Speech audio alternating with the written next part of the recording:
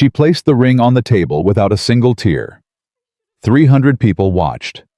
No one moved. No one spoke. The man she had loved for 3 years had just announced his engagement to another woman in the same ballroom where he once whispered she was his future. Clara Whitmore did not beg. She did not break. She simply walked away. But the real story wasn't about what she lost that night. It was about what she became after. If you've ever been left behind by someone who didn't deserve you, this story is for you. Subscribe. Stay until the end and drop your city in the comments. I want to see how far this story travels. The ring sat on the edge of the silver tray like it weighed nothing at all. Clara Whitmore stared at it for one breath. Then two. Then she set it down, not with anger, not with trembling hands, but with the kind of quiet that only comes from a woman who has just understood something she can never unknow. She turned around. 300 people were watching her, and not one of them said a word. It had started as the most important evening of her life. That was what Clara had told herself when she laced up her blue gown, the pale blue one, the color of a winter sky just before dawn.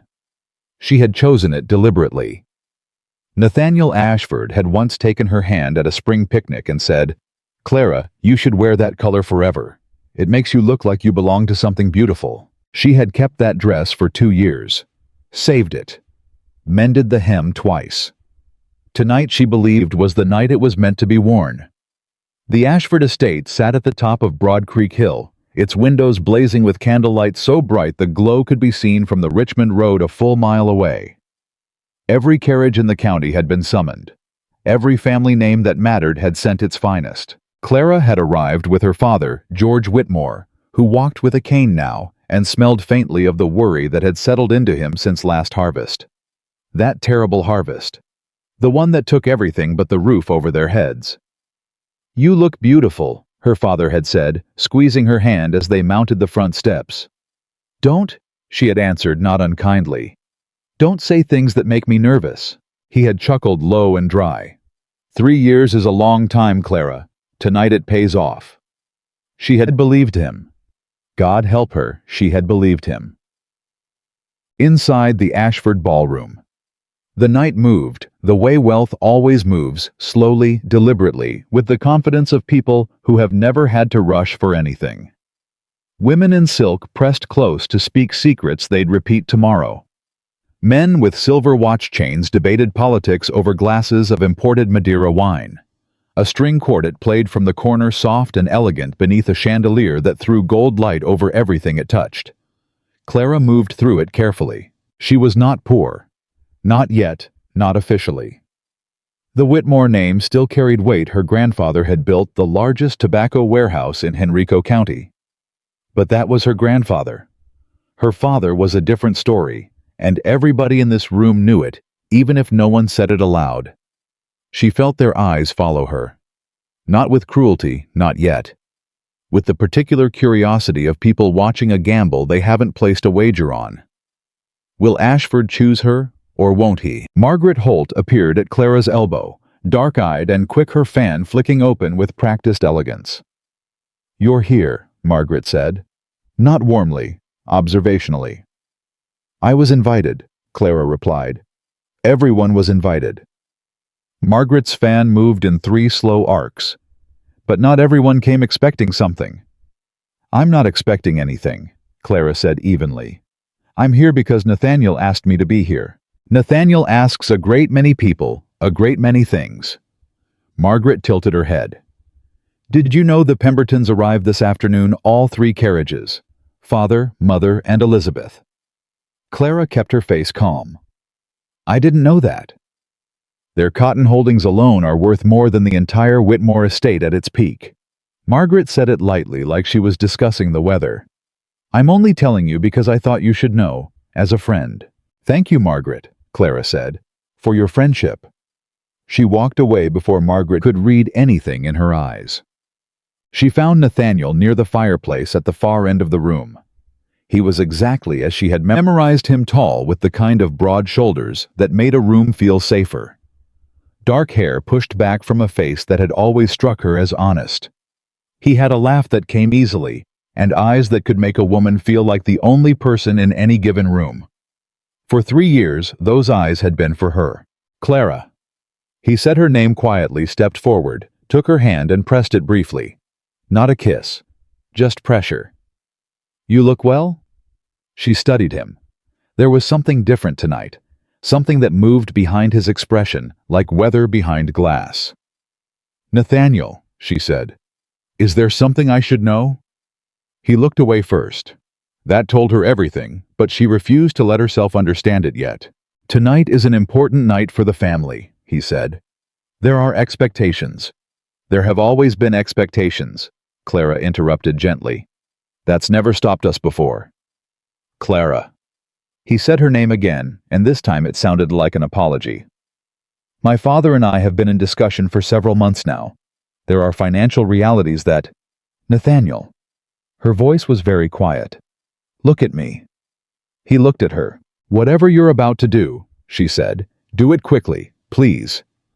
He opened his mouth, closed it. Then someone across the room called his name. His father, Harlan Ashford, white-haired and commanding, gesturing toward the center of the ballroom. Nathaniel said, I have to go. And he left her standing by the fireplace. She knew. In the 12 minutes that followed, she knew. She watched Nathaniel cross the room.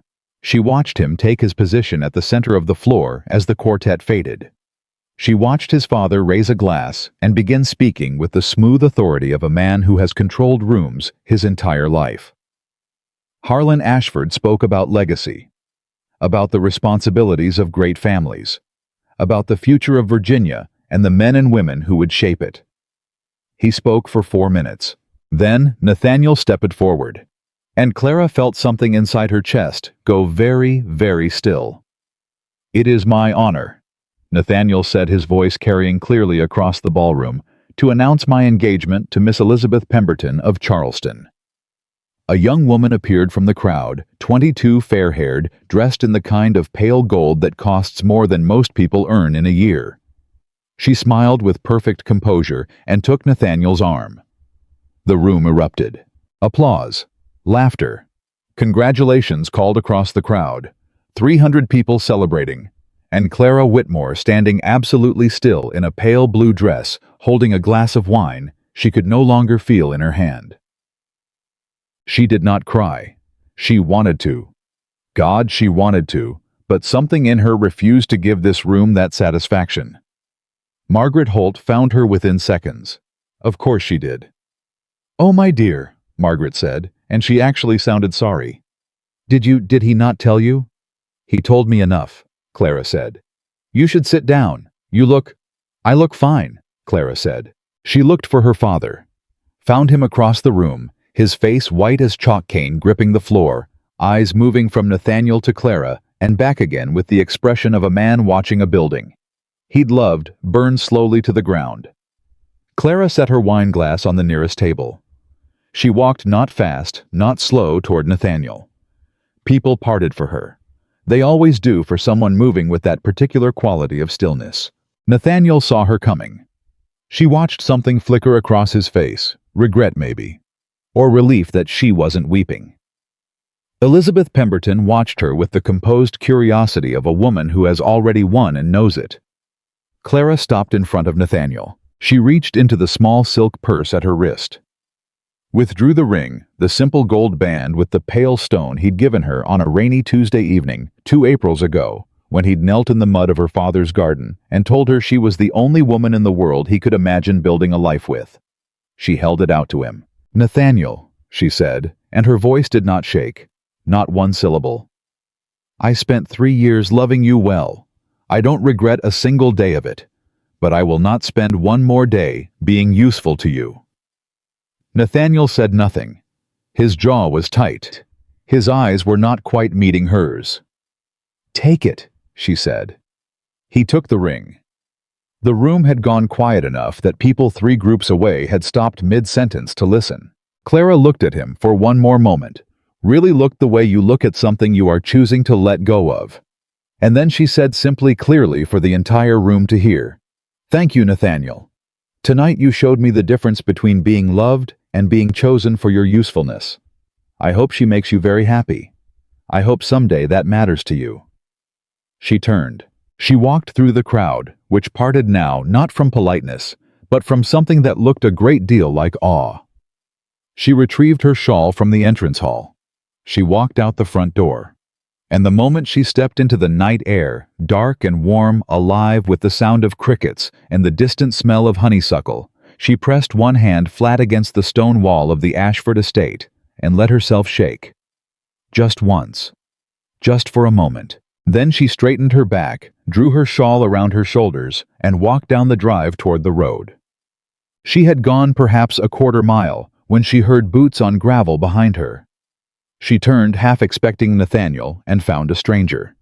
He was taller than Nathaniel, broader, somewhere around 30, maybe a few years past that, with the kind of face built for honest weather and hard decisions. Not handsome, the way Nathaniel was handsome, but solid. Real. He wore a dark riding coat trail-worn at the cuffs, and he held his hat in one hand. "Ma'am," he said, stopping a respectful distance back. He had a Kentucky cadence to his voice, low, unhurried, the kind of voice that didn't waste itself. "I don't mean to startle you. I was just cutting through the drive on my way to the road. My horse is at the post up ahead." "Then we're going the same direction," Clara said. He studied her for a moment, not rudely, just honestly. "You all right?" he asked. "I'm quite well, thank you." He didn't look convinced, but he didn't push. He just fell into step beside her at a distance that was careful and respectful, and for a few seconds they just walked. Then he said quietly, "I was at the edge of the party, near the garden door.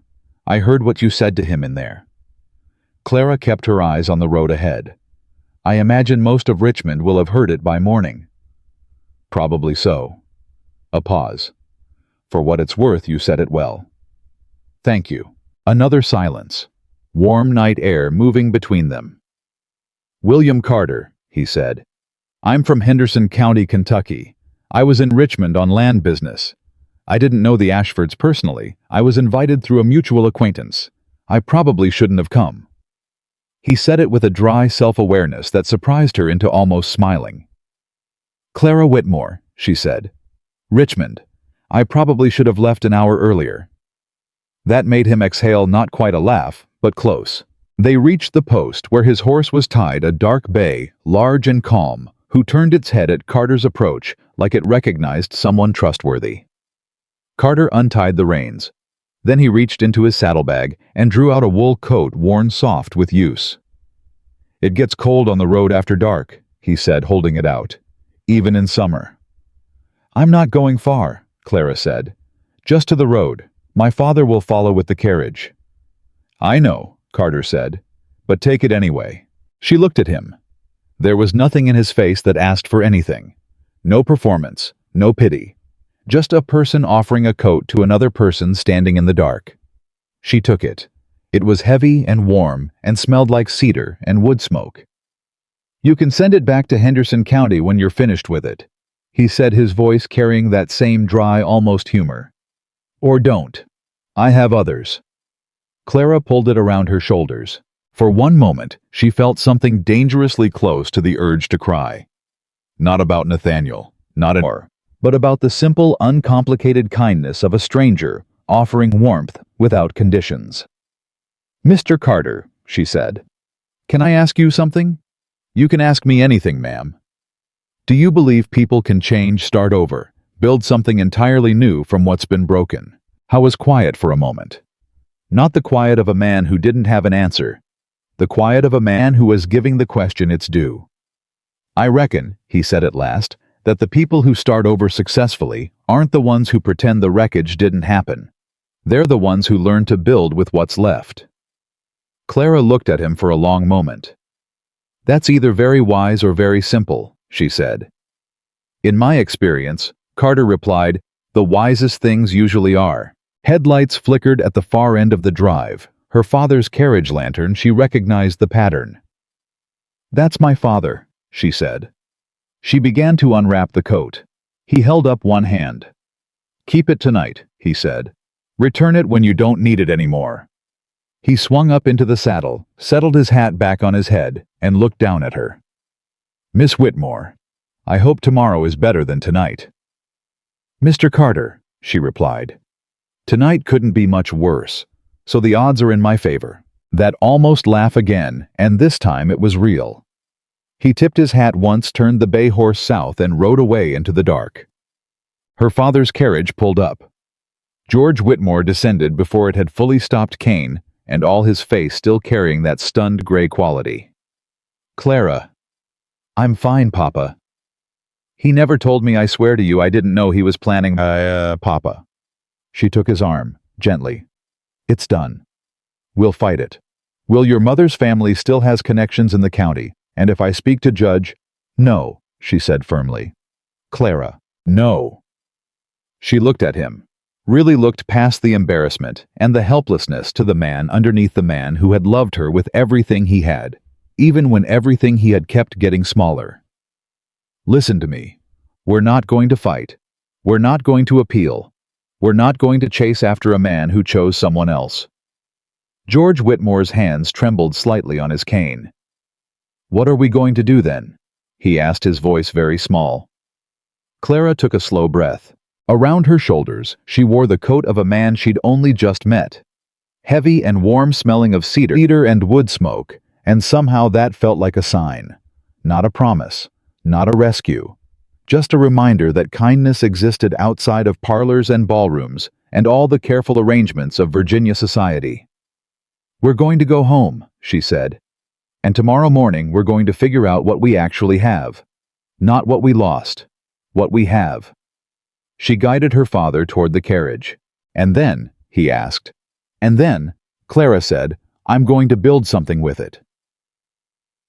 That night, she sat at the small writing desk in her room, the coat still around her shoulders, and she wrote 3 words in the back of her journal. Not Nathaniel's name, not a lament. Just start from here. She closed the journal. She set it aside. She looked out the window at the black Virginia sky and thought about a man on a bay horse heading south who had given her his coat without asking for anything in return. Not even a thank you. Really, not the kind that expected reciprocation. And she thought that is what a person who knows his own value looks like. She wanted to know what that felt like. From the inside. 3 weeks later, she learned the full extent of what her father had kept from her. The debts were not small. They were not the kind that could be solved by selling the carriage or finding a better buyer for the south field. They were the kind that had accumulated across years.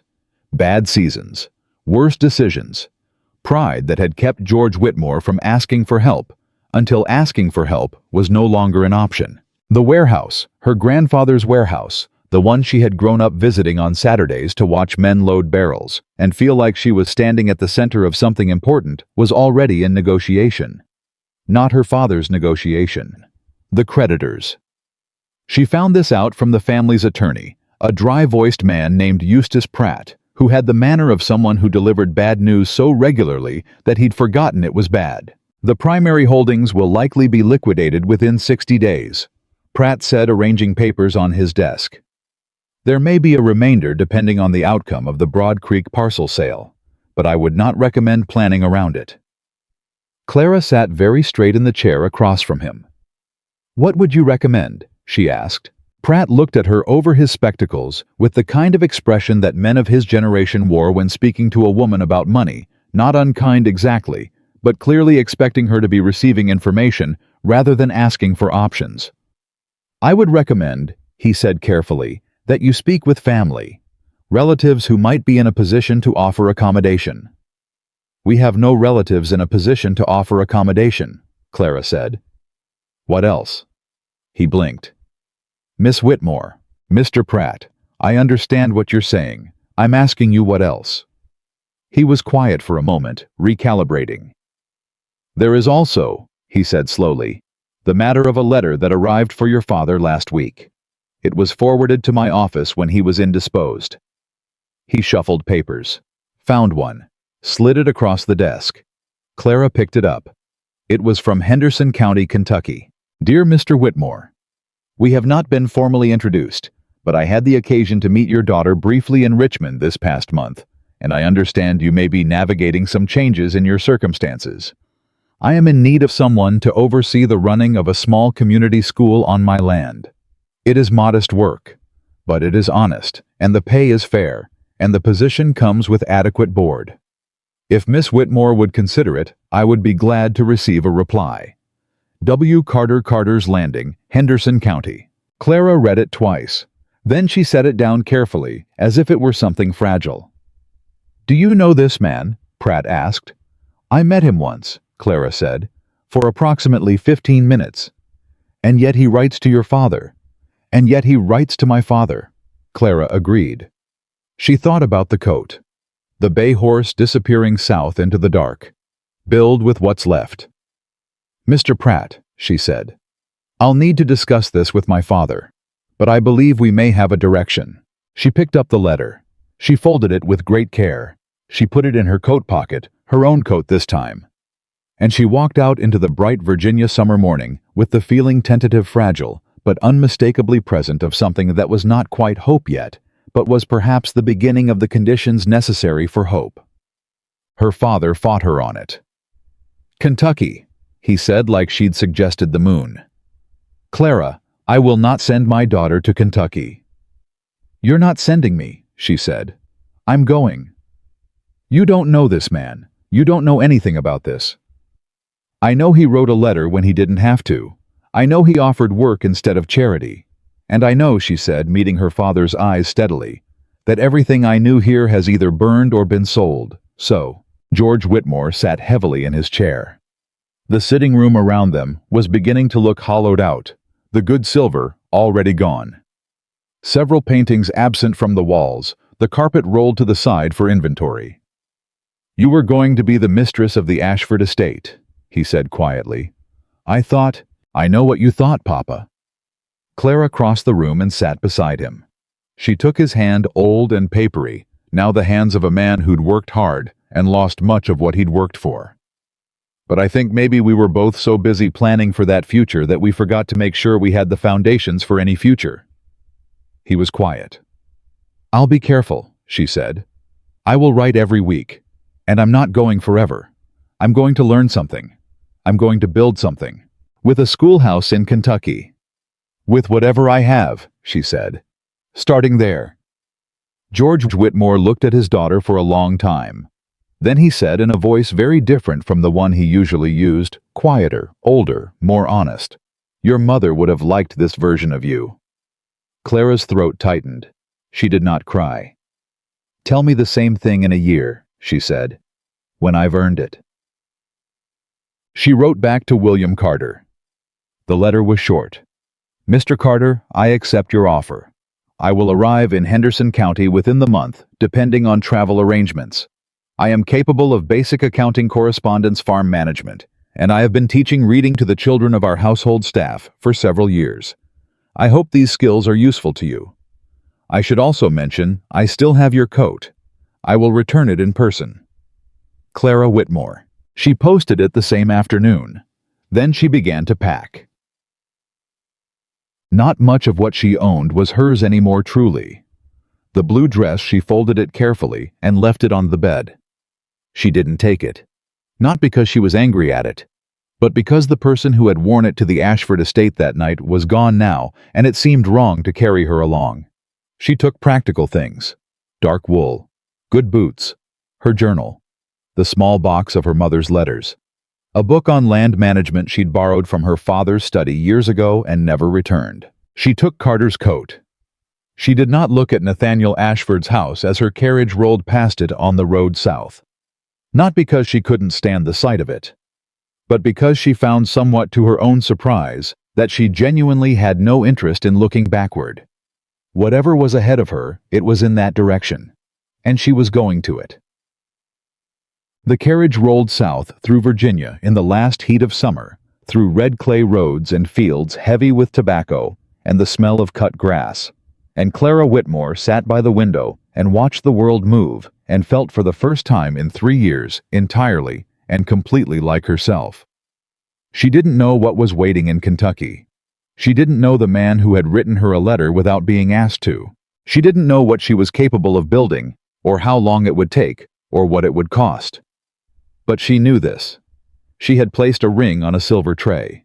She had walked out into the dark, and she was still walking. The road to Kentucky was long, and it gave Clara too much time to think. She had expected that. What she hadn't expected was the way her mind refused to settle on Nathaniel, refused to replay the ballroom, the ring, the applause for another woman, and instead kept returning to something far simpler. A wool coat. A voice that didn't rush itself. Build with what's left. She pressed her hand flat against the window frame of the hired coach and watched Virginia blur into Tennessee. Tennessee into the wild green edges of Kentucky, and she made herself a promise. She whispered under her breath so the driver wouldn't hear it. I will not arrive broken. I will not let the first thing he sees be a woman who needs saving. I am going to work. I am going to learn. And I am going to be someone I can recognize when I look in a glass. She said it 3 times, like a prayer, like a dare. The coach rolled on. Carter's Landing was not what she had pictured. She wasn't sure exactly what she had pictured, something rougher. Probably something that matched the worn cuffs of the riding coat she'd borrowed, but it wasn't this. It was a working settlement, honest and unadorned, with a cluster of whitewashed buildings along a wide dirt road, fields stretching south and west, and a river just visible through the tree line to the east that caught the late afternoon light and held it. People moved through the main road with the particular purposefulness of people who have too much work to do and just enough daylight to do it in. Nobody stopped to stare at the carriage. Nobody came running to meet it. Clara liked that immediately. The driver pulled up in front of a long, low building with a covered porch. Before Clara could step down, the door opened, and a woman came out, 50 or so, iron-gray hair pulled back without apology, wearing a work apron dusted with flour, and the expression of someone who has seen enough of life to know exactly what she is looking at. You'll be Miss Whitmore, the woman said. I will, Clara agreed. I'm Ruth Hadley. I run the house for Mr. Carter. He's out on the south field, and he'll be another hour at least. Ruth studied her for a moment, frank and unhurried. You look tired. I've been traveling 5 days, Clara said. That'll do it. Ruth held the door. Come in then. I'll get you something hot, and you can rest before he gets back. Clara stepped up onto the porch with her one bag over her arm and Carter's folded coat in her hands. Mrs. Hadley, she said, stopping. What is he like, Mr. Carter? I want to know before I meet him properly. Ruth looked at her. There was something approving in it. Honest, Ruth said after a moment. Sometimes more honest than's comfortable. He doesn't say things he doesn't mean, and he doesn't promise things he can't deliver. He works harder than any man on this land. A pause. He's been alone a long time. Not lonely alone. There's a difference. Yes, Clara said quietly. There is. Ruth nodded once like that. Answer had passed a test, neither of them acknowledged aloud, and went inside. Clara followed. Carter came back from the south field, while the sky was still light, but barely. Clara heard him before she saw him. Boots on the porch. A low word to someone outside, the particular sound of a man who moves through his own space without thinking about it. She was sitting at the long kitchen table with a cup of coffee and the land management book she'd brought from Virginia, which she'd been reading not out of nervousness, but because she genuinely wanted to understand what she was walking into. He came through the door and stopped when he saw her. How was dirtier than he'd been in Richmond field, dirt on his boots and forearm shirt damp at the collar, and for a moment he just looked at her with the same unhurried quality she remembered, like a man who takes the full measure of a thing before reacting to it. Miss Whitmore, he said. Mr. Carter. She stood, held out the folded coat. I believe this is yours.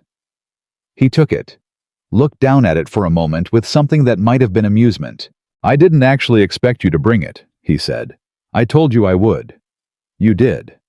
He set the coat over the back of a chair. How was the journey? Long, she said. I spent most of it reading this. She held up the book. You have clay soil on the south quarter. The drainage is going to be a problem if you're planning to expand the corn. He looked at the book, looked at her. Then he pulled out a chair and sat down across from her, and the expression on his face had shifted to something she couldn't quite name. Surprise maybe, or the early stages of respect. "I've been saying that for 2 years," he said. "My foreman disagrees." "Your foreman is wrong," Clara said. "The water table." "I know," Carter said. "Sit down, Miss Whitmore. Tell me what else you found in that book." She sat, and they talked for 2 hours while Ruth moved around the kitchen with the quiet satisfaction of a woman watching something she had hoped for begin to take its correct shape. The school was 4 walls and a wood stove, and 14 children who ranged in age from 6 to 15 and had the combined energy of a thunderstorm in a barn. Clara stood in the doorway on her first morning and looked at them and felt for the first time since Richmond.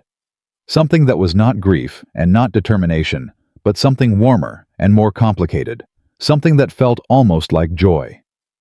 "Good morning," she said. 14 faces turned to her, most of them wary, several openly skeptical. One small girl in the front row with red braids and serious eyes who looked at Clara like she was something worth watching. "I'm Miss Whitmore," Clara said. "I've come from Virginia to teach here. I want to tell you 3 things on the first day so we understand each other." Silence. "The first thing is, I expect you to work hard. Not because hard work is a punishment, but because it is the only reliable path to a life you choose rather than a life that happens to you." She let that sit for a moment. "The second thing is, I will not pretend I know everything. When I don't know something, I will tell you, and we'll find the answer together." The small girl with the red braids was nodding slightly unconsciously. "The third thing is," Clara paused deliberately, "I am harder to discourage than I look." A boy of about 12 in the third row, heavyset, with the kind of expression that communicated he had been to several schools and found them all wanting, said flatly, "My pa says women shouldn't run schools." "Your pa," Clara said pleasantly, "is welcome to come speak with me about it, any time." The boy blinked. "What's your name?" Clara asked. "Thomas," he said warily. "Thomas, can you read?" "Some." "Then we have the starting point." She moved to the front of the room. "Let's begin." 3 weeks in, she began to understand the shape of the place. Carter's Landing was not a rich community. It was a working one. Farmers and tradespeople and families that had come west looking for something better than what they'd left behind, and found something harder and more real. They were proud in the way that people are proud when they have earned everything they own, and suspicious of outsiders in the way that comes from experience with people who promised things they never delivered. Clara was an outsider. She knew it. She didn't pretend otherwise. What she did was work. She kept the school open 6 days. She borrowed books from Carter's personal library. He had more than she'd expected, stacked in the study, with the careless organization of a man who reads the way he eats without thinking much about table manners. She asked Ruth Hadley to teach her to make cornbread and how to read the weather by the color of the eastern sky in the morning. She sat with families in the evenings when they asked, helped with correspondence with contract reading, with the kind of arithmetic that keeps a farm from drowning in its own debt. She learned who needed what before they asked for it.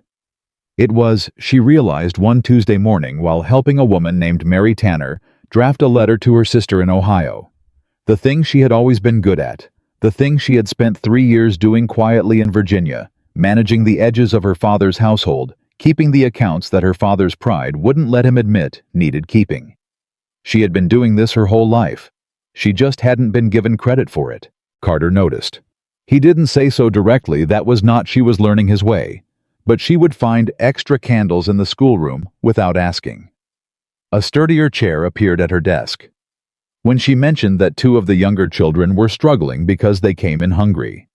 A standing arrangement was quietly made with Ruth Hadley, and breakfast appeared at the school every morning without anyone making a ceremony of it.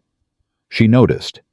She didn't say anything either, but one afternoon, coming back from the Tanner farm, she passed Carter on the road. He was on foot, which surprised her, heading back from the river with his boots muddy and his expression thoughtful.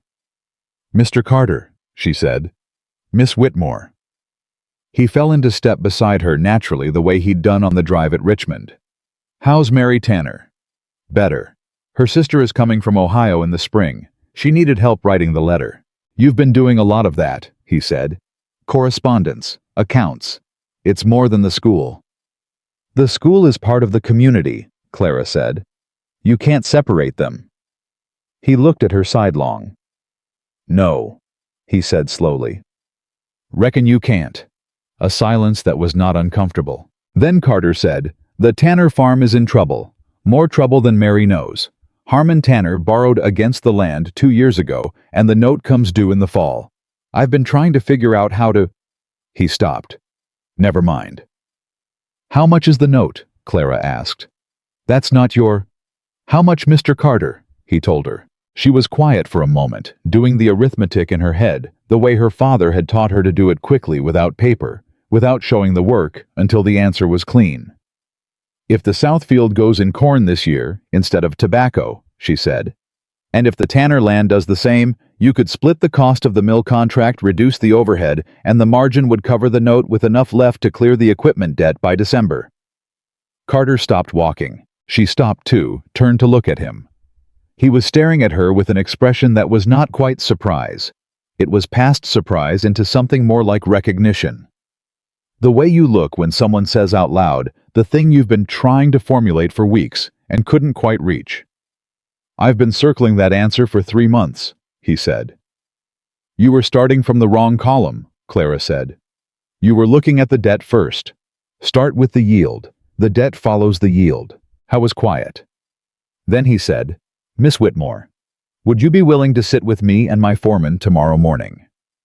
"Yes," she said. "And when my foreman disagrees with you?" "I'll be polite," she said. "But I won't be wrong."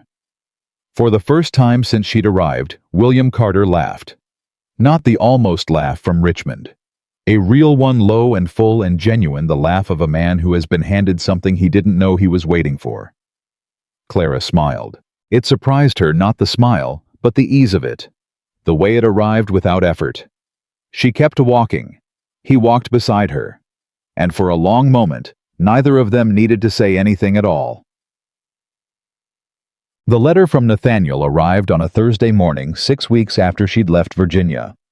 Ruth brought it in with the regular post, set it at the edge of the breakfast table without comment, and went back to the stove.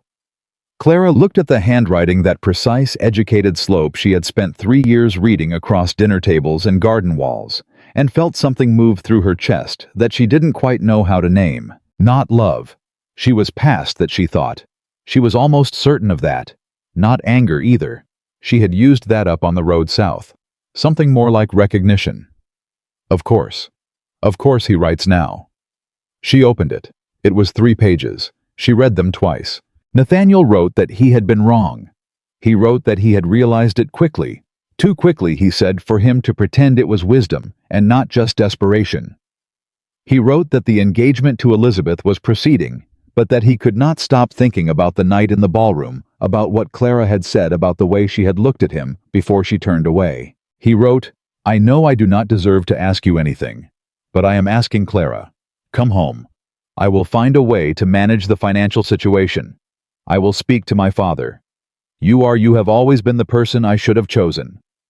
She read it a second time, then she folded it.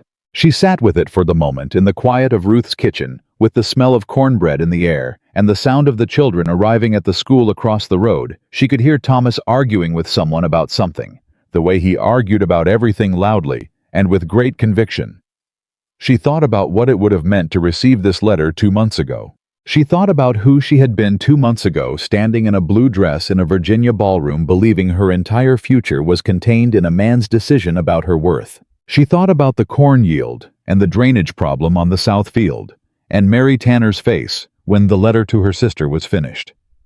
She thought about the small girl with the red braids, her name was Eliza, who had read an entire paragraph aloud last week without stopping for the first time in her life, and looked up from the page with an expression that Clara had needed to look away from because it was too raw and too perfect to hold. She thought about Carter walking beside her on the road, laughing for the first time. Then she went to the writing desk in the corner of the kitchen and she wrote Nathaniel Ashford a reply. It was short, 1 page. She did not labor over it. She wrote, "Nathaniel, I understand what this letter cost you, and I do not write this in cruelty. but I am not coming home. Not because I am angry with you, I am not anymore. But because I have discovered something in the past weeks that I cannot unknow. I am not someone who is waiting to be chosen. I am someone who is building.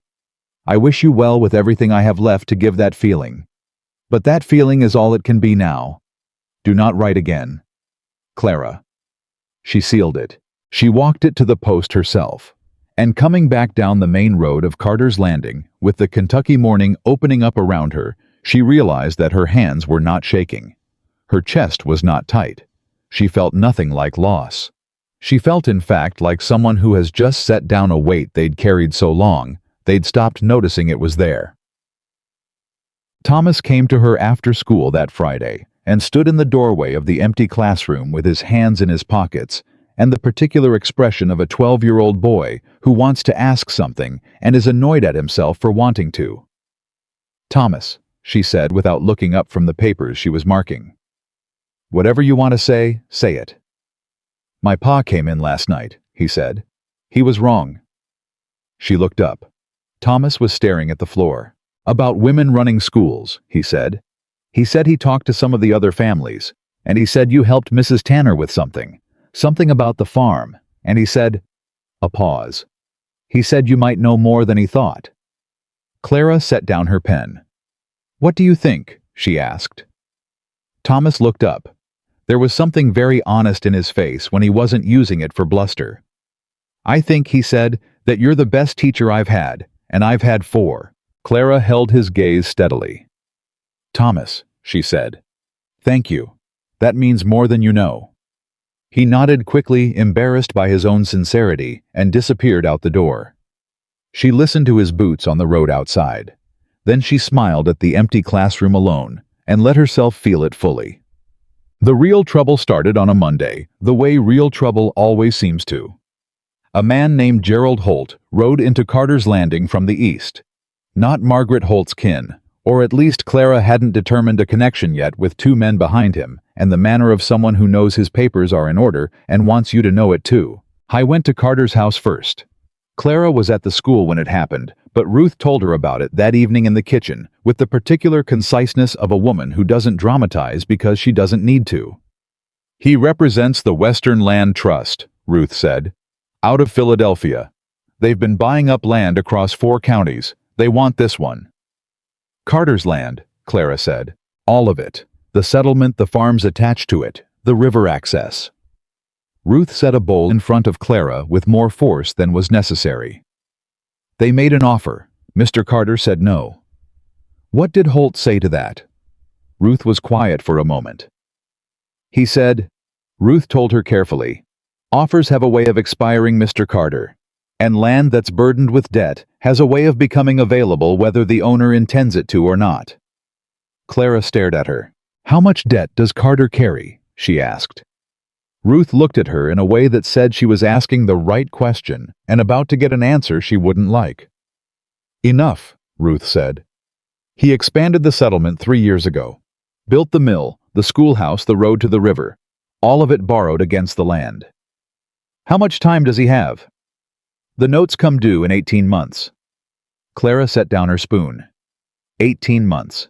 She did the arithmetic again, the way her father had taught her. Quickly, without paper. 18 months. Southfield yield. Tanner Farm Partnership. Mill contract. River access fees. She needed more information. She needed to see the full account books. She needed— The door opened and Carter came in. He looked at Ruth. Ruth looked at him. The particular silence of 2 people who have already had this conversation once today and are both pretending they haven't. "You told her," he said. "She asked," Ruth said simply. Carter sat down across the table from Clara. He looked tired, not the physical tired of a man who has worked a long day, but the older tired of a man who has been carrying something alone for a long time. "Miss Whitmore," he said, "I want to be clear that this situation doesn't affect your position here. The school." "Mr. Carter," she said, "the school will continue regardless of—" "William," she said. He stopped. She had used his first name. She hadn't planned to. It had come out with the directness of someone who needs to be heard, and knows that formality is getting in the way. He looked at her. "Show me the books," she said. "Clara, you hired me because you trusted my judgment," she said.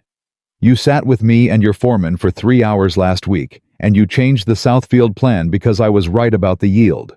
You know I was right. So trust me now and show me the books." Something moved through his expression. Not surrender. Carter was not a man who surrendered, but something like the decision to stop fighting a current when you're a better swimmer than you think. He got up, went to the study, came back with a ledger that was thick and well kept, and opened with the authority of someone who has always been honest, at least with himself, about where things stood. He set it in front of her. "The bottom number," he said, "on the last page." She turned to it. She looked at it. Her face gave nothing away. Not because she was performing calm, because she had learned somewhere in the last 6 weeks that panic is only useful if you don't have anything better to do with the energy.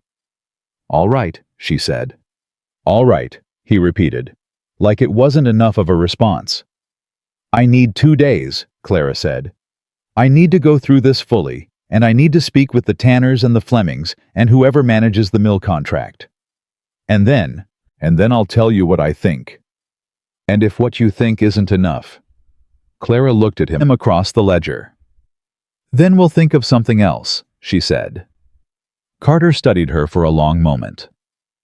"You're not afraid of this," he said. It wasn't accusatory, it was almost wondering. "I'm afraid of plenty of things," Clara said. "But not of a problem with numbers. Numbers don't lie, and they don't change their minds, and they don't stand up in a ballroom and announce they've chosen someone else." She met his eyes. "I can work with numbers." The silence that followed was different from the silences before it. Warmer somehow, and more honest. "All right, Miss Whitmore," Carter said quietly. "Clara," she said. A pause. "Clara," he said. It was the first time he had said her name. Her actual name, not Miss Whitmore, not the careful distance of a formal arrangement. And something about the way it sat in the air between them felt significant in a way she wasn't ready to examine. She pulled the ledger closer, and she got to work. She worked through the night. Ruth left a lamp burning and went to bed without comment. Carter stayed for the first 2 hours sitting across from her answering questions, when she asked them quiet when she didn't. And then he went to the doorway of the study and stopped. "Do you need anything?" he asked. "No," she said without looking up. "You should sleep." "I'll sleep when I've found it." "Found what?" She looked up then. "The number that fixes this," she said. "It's in here somewhere. I just haven't reached it yet."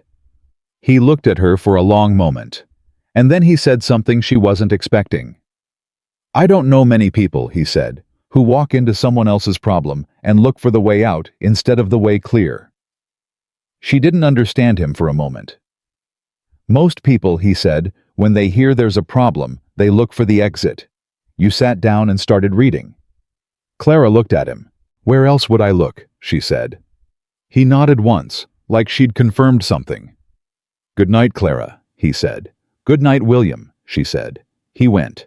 She turned back to the ledger. And somewhere in the small hours of that warm Kentucky night, with a lamp burning low and the sound of the river just barely audible through the open window, Clara Whitmore found the number she was looking for and sat very still for one breath, and then two, feeling something build in her chest that was larger than relief and quieter than triumph and entirely completely hers.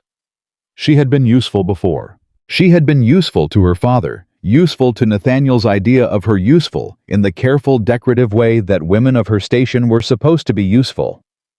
But this was different. This was hers. Built by her hands from the inside of her own mind, in a room where no one had told her what to find or how to find it. She picked up her pen. She began to write. She presented her findings the next morning at the kitchen table with Carter and his foreman, a square-shouldered man named Dale Pruitt, who had the hands of someone who'd worked land his entire life, and the expression of someone who trusted numbers only slightly more than he trusted strangers. Clara had been awake since 4. She didn't look like it. She had made that decision deliberately. She had washed her face, pinned her hair, and sat down at that table, like a woman who had slept 8 hours and eaten a full breakfast, because she understood something her father had never quite learned. How you carry yourself in the moment before you speak determines whether people listen to what you actually say. She opened the ledger to the pages she had marked. "The debt is real," she said without preamble. "I'm not going to pretend otherwise. But the debt is not the problem. The problem is that you've been servicing it from the wrong accounts." Pruitt crossed his arms. "We service it from what we have." "You service it from the mill revenue," Clara said, "which fluctuates with the season, which means in a dry year, you're short, and in a good year, you overpay, and neither situation improves your position." She turned the ledger toward him. "If you redirect 30% of the Southfield yield income into a dedicated note account, separate, untouched, and renegotiate the mill contract from a seasonal rate to an annual flat fee. You stabilize the payment structure and eliminate the shortfall risk in the fourth quarter." Pruitt looked at the page, looked at Carter. "That's not how we've done it," Pruitt said. "I know," Clara said. "That's why Gerald Holt is in Henderson County making offers." The room went quiet. Carter had not taken his eyes off her since she started speaking. Not the way men sometimes watched women assessing waiting for a mistake, but the way a person watches something they are trying to fully understand. "There's more," Clara said. "Tell me," Carter said. "The Tanner partnership I mentioned last week, I've already spoken informally with Mary Tanner. If Harmon agrees, a shared mill contract between your land and theirs reduces the per bushel cost by almost a third. The river access fees that the trust is using as leverage against you. They're based on an old survey. The survey is wrong. I checked the boundary records last night against the map in your study. Your river frontage is 40 yards longer than the trust's documentation claims, which means their leverage on the access fees is built on a number that isn't accurate." Pruitt uncrossed his arms. Carter leaned forward slowly. "You found that last night," he said. "I found it at 2 in the morning, Clara said. "I would have found it sooner if the filing system in your study were organized by year instead of by subject." Pruitt made a sound that was not quite a laugh. Carter looked at her for a long moment, and then he said quietly, "What does this buy us?" "Time," Clara said. 8 months minimum before the trust can make a legitimate legal claim on anything. Likely more once a proper surveyor confirms the boundary. 8 months is enough to restructure the payment accounts, formalize the Tanner partnership, and get the Southfield into production on the new plan." "And Holt," Carter said. "Holt is a buyer," Clara said. "He's not a fool. If you approach him not as someone defending, but as someone presenting terms, you change the dynamic. You're not the man trying to hold on to his land. You're the man who controls the river access he needs for his eastern expansion." Pruitt said slowly, "She's saying we have something he wants more than he's let on." "That's exactly what I'm saying," Clara said. Carter sat back in his chair.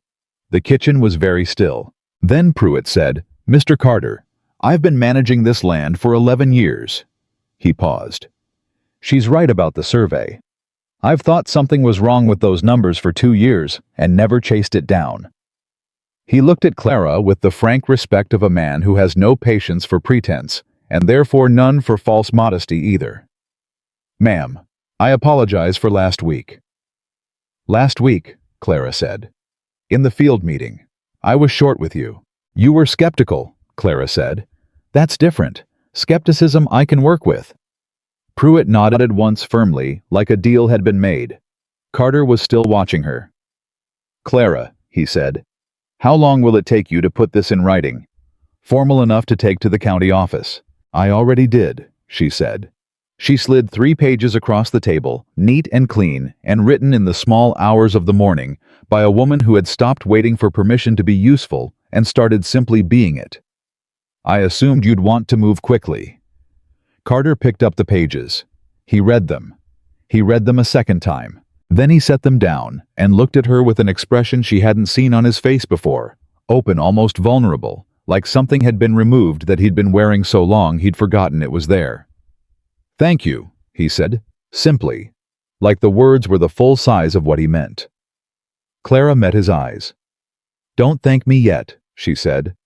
"Holt comes back Friday." Friday came the way trouble always does on a bright morning when everything else looks fine. Gerald Holt rode in at 10 o'clock with his 2 men behind him, and a third she hadn't seen before, a younger man with an attorney's case under his arm, which told Clara immediately that the polite phase of this conversation was over. She was at the school when Ruth sent Thomas running to get her. Thomas arrived at a dead sprint, which told her something too. "Holt's back," Thomas said, breathing hard. "He's got a lawyer." "I know," Clara said, already untying her apron. "What are you going to do?" "Walk over there," she said. Calmly. She straightened her sleeves. "Thomas, keep the children at their reading. Don't let them come outside." "Yes, ma'am." He hesitated. "You're not scared?" Clara looked at him. "Of course I am," she said. "But being scared and being stopped are two entirely different things." She walked across the road. Holt was on Carter's porch when she arrived, standing with the ease of a man who believes the ground he's standing on already belongs to him. He was mid-40s, well-dressed with the kind of smile that has been professionally calibrated to communicate both friendliness and immovability. Carter stood in the doorway, Pruitt just behind him. Holt saw Clara approaching, and the smile shifted, became curious, then recalculating. "Mr. Carter," Clara said, stepping up onto the porch without slowing. "I apologize for the delay. Shall we go inside?" Holt looked at Carter. "And this is Miss Whitmore," Carter said. "She manages the settlement accounts." Holt studied her. "I see." He said it in the tone men use when they mean "I see," and I have already decided how much weight to give this. Clara smiled pleasantly. "Mr. Holt, I understand your organization has an interest in the river access attached to this land." "We have an interest in the land itself," Holt said. "Yes," Clara said. "I've reviewed your documentation. May I ask, which survey are you working from?" A small hesitation. "The county survey, filed in 1809. "Interesting," Clara said. "Because the boundary markers on the 1809 survey don't correspond to the original land grant documentation, which was filed in 1804. There's a 40-yard discrepancy on the eastern boundary." She paused. "Specifically the 40 yards that includes the primary river access point your eastern expansion requires." The attorney opened his case, started shuffling papers. Holt's smile had not moved, but something behind it had. "Miss Whitmore," he said carefully, "those are significant claims." "They're accurate claims," Clara said. "I can show you the documentation if you'd like. We had a surveyor in on Wednesday." She had in fact written urgently to a surveyor in Louisville, who was a contact of the Whitmore family's old attorney, and he had ridden through in 36 hours on the promise of double his usual fee, which Clara had negotiated from Carter's contingency fund, without telling Carter until after it was done. His report confirms the discrepancy, which means the access fees you've been calculating your offer around are based on land that legally Mr. Carter already fully controls. The attorney had gone very still. Holt looked at Carter. "Did you know about this discrepancy?" "I suspected it," Carter said, which was not entirely true, but was true enough. Holt turned back to Clara. The professional smile was still there, barely. "This changes the conversation somewhat," he said. "Yes," Clara agreed. "It does. Because now you're not in a position to pressure Mr. Carter using access rights he already holds, which means the conversation isn't about whether he sells. It's about whether he has any interest in a partnership arrangement that gives your organization eastern expansion capability without requiring a full land transfer." Silence. Even Pruitt had gone quiet behind her. Holt said, "A partnership arrangement. River access rights formally licensed at a rate to be negotiated. Annual fee renewable with a right of first negotiation clause, if Mr. Carter ever does choose to sell any portion of the eastern boundary." Clara let that sit for exactly 2 seconds. "Your organization gets what it actually needs for the eastern expansion. Mr. Carter retains his land. Everyone leaves this porch having gotten something." Holt looked at her for a long moment. Then he looked at his attorney. The attorney gave the smallest possible nod. Holt said, "I'd need to see the surveyor's report." "Of course," Clara said. "Ruth, would you bring the file from the study, please?" Ruth, who had been standing just inside the door the whole time, brought the file immediately with the competent satisfaction of a woman who had prepared for exactly this moment. Clara stood perfectly still on the porch and did not let herself look at Carter, because if she looked at Carter right now, she was fairly certain she would lose the composure she'd been maintaining through sheer stubbornness for the past 8 minutes. Finally, Holt said, "I'll need 2 weeks to consult with the trust." "Of course," Clara said. "We'll expect to hear from you by the 30th. Holt looked at her one more time. Something in his expression had shifted past recalculation into something that was, if not quite respect, at least the precursor to it. "Miss Whitmore," he said. "Are you an attorney?" "No," she said. "I'm a school teacher." He almost smiled. A real one this time. He tipped his hat, went down the steps. His men followed. The sound of hooves on the road faded, and the moment they were out of sight, Clara let out the breath she had been holding for the better part of 20 minutes and put one hand flat on the porch rail to steady herself. Carter was beside her. He didn't say anything for a moment, just stood there. Then, the surveyor. "Yes," she said. "You commissioned him without telling me." "I told you afterward." "You told me this morning at breakfast very casually between the cornbread and the coffee. I didn't want you to worry about the fee while you were preparing to meet Holt." A pause. "Clara," Carter said, "I'll pay for it myself if—" "I'm not talking about the fee," he said, and his voice was different now, lower, more careful, like a man navigating terrain he isn't sure of. "I'm talking about the fact that you walked into a situation that was mine to carry, and you just carried it." "Someone needed to," she said. "That's not—" He stopped, started again. "Most people would have stayed at the school." "Most people," Clara said, "didn't read that ledger." Carter looked at her. The moment held. And then from across the road, Thomas's voice carried through the air with the absolute untimeliness that only a 12-year-old boy can achieve.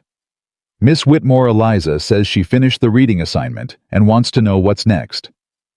Clara looked across at the school, looked back at Carter. "I have to get back," she said. "I know," he said. She stepped off the porch. "William," she said, turning. "Yeah." "You're going to be all right," she said. "The land, the settlement, all of it. You're going to be all right." He looked at her with something that was not quite relief, and not quite gratitude, and not quite something else. Something that had no clean name yet. "I know," he said. "I think I do know that." She nodded once, and went back to her children. The second letter from Nathaniel arrived on a Wednesday, 10 days after she'd told him not to write again. She recognized the handwriting before Ruth even set it on the table, and she felt something cold move through her chest. Not fear exactly. Something more like the feeling of a door you thought you'd shut, finding itself open again. She did not open it immediately. She taught the morning class. She helped Thomas with long division, which he approached like a personal enemy. She listened to Eliza read 3 paragraphs aloud, with the focused intensity of a child who has understood that reading is power and intends to collect as much of it as possible. She waited until the schoolroom was empty. Then she sat at her desk and opened the letter. It was longer this time. 6 pages. She recognized the signs Nathaniel wrote longer when he was desperate, when the words had been building, and he'd released them all at once without editing. She had loved that about him once. Now it read differently. He wrote that Elizabeth's father had begun making demands about the Ashford land holdings. He wrote that his own father was ill seriously, the kind of ill that couldn't be prettied up, and that the estate was in early discussions about restructuring. He wrote that he needed Clara. Not wanted, needed. He wrote that word 4 times across 6 pages. "I need you. I have always needed you. I was a fool not to see it when I had you." And then on the last page a line that made her go very still. "I am coming to Kentucky, Clara. Not to pressure you. Only to see you. To apologize in person the way I should have done months ago. I will be in Henderson County by the end of September." She read it twice. Then she folded very carefully, stood up, walked out of the schoolroom, crossed the road, walked up onto Carter's porch, knocked once, and went inside without waiting. Carter was at his desk. He looked up. "I need to tell you something," she said. He set down his pen. She told him. She handed him the letter without editorializing.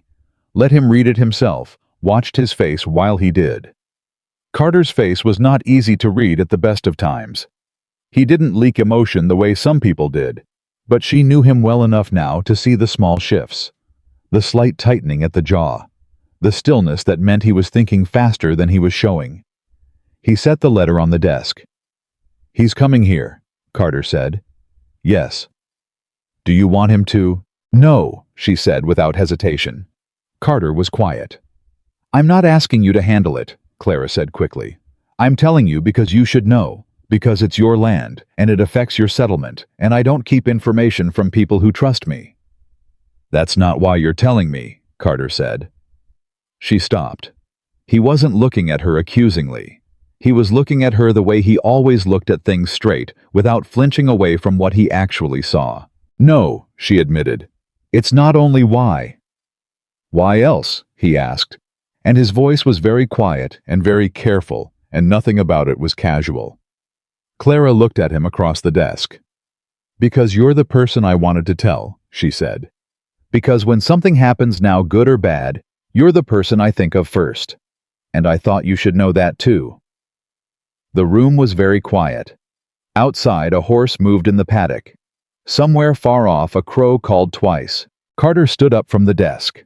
He crossed the room and stopped in front of her, close enough that she could see the small scar above his left brow. She'd never asked about close enough that she was very aware of her own breathing. "Clara," he said. "Don't say something careful," she said. "Please, I have had enough careful conversations." Something moved through his expression. Relief, almost like she'd unlocked something he'd been holding closed. "I wasn't going to," he said, and then he took her hand. Both of his around one of hers. Careful and warm and completely without pretense. "He can come," Carter said. "He can come and say whatever he needs to say. And then he'll go. And you'll still be here." Clara looked at their hands. "You sound very certain," she said. "I am certain," Carter said. "Because I've watched you for 3 months. Choose this place, these people, this life every single day without anyone asking you to. And I don't think Nathaniel Ashford has anything to offer that changes that." She was quiet for a moment. "What if he's changed?" she said. Not because she believed it, but because she needed to say it out loud to someone who would answer honestly. "Has he?" Carter asked. She thought about the 6 pages. The word need repeated 4 times. "No," she said. "He hasn't." Carter nodded. He didn't let go of her hand. "Then we'll be ready," he said. September came in hot and slow, and then on the 27th, Nathaniel Ashford rode into Carter's Landing. Clara knew he was coming before she saw him. Thomas came running again, reliable as a bell, and she was already removing her apron and smoothing her hair when he burst through the school door. "Man from Virginia," Thomas said. "Fancy coat. 1 carriage behind him." "Thank you, Thomas," she said. "You want me to stay?" She looked at him. 12 years old, and already understanding that some people need someone in their corner. "Mind the school," she said. "I'll be back in an hour." She walked out. Nathaniel was tying his horse at the post in front of Carter's house. He looked up when he heard her footsteps, and the expression that crossed his face was complicated relief, and something else, something that looked almost like surprise, like he had constructed a version of her in his imagination and found the real one different. She was different. She knew it. She could feel it in the way she was standing. "Clara," he said. "Nathaniel," she said. "You should have listened to my letter." "I know." He came toward her. "I know I should have. But He stopped, looked around at Carter's Landing, the road, the school, the mill, the people moving with their normal Thursday morning purpose. "This is where you've been." "This is where I live," she said. Something moved through his expression at that, the word live, not stay, not work. He heard the distinction. "You look well," he said. "I am well. Clara." He stopped 2 steps from her, close enough that she could see the lines in his face. He looked tired, she thought. the kind of tired that came from inside. I made the worst decision of my life in that ballroom. I have known it since the night it happened. I let the money I chose wrong, and I have not stopped knowing it. She looked at him. For a moment, she let herself feel it, the 3 years, the blue dress, the ring on the silver tray. Let herself acknowledge that this man had been in another version of her life, the center of everything she was building toward. "I believe you," she said. His face opened with hope. "But Nathaniel," she said, "do you understand what you're actually saying? You're not sorry you hurt me. You're sorry because Elizabeth's father is making demands, and your father is ill, and you need what I could give you. You need the Clara who managed things quietly and loved you without conditions. You need useful." "That's not—" "You said need," Clara said. "In your letter, 4 times. I need you. Not once did you write I love you. Not once did you write you deserve better. You wrote I need you, which tells me exactly what I am to you even now." Nathaniel was silent. Clara watched him, and she saw it happen the moment the defense collapsed, and the thing underneath it was just there, plain and unguarded. He was not a villain. She had never thought he was. He was something more familiar and more heartbreaking than that, a man who had been given a choice between what he wanted and what was safe and chosen safety, and was now standing in the consequences of it. "You're right," he said. His voice was very quiet. "You're right. I'm sorry, Clara."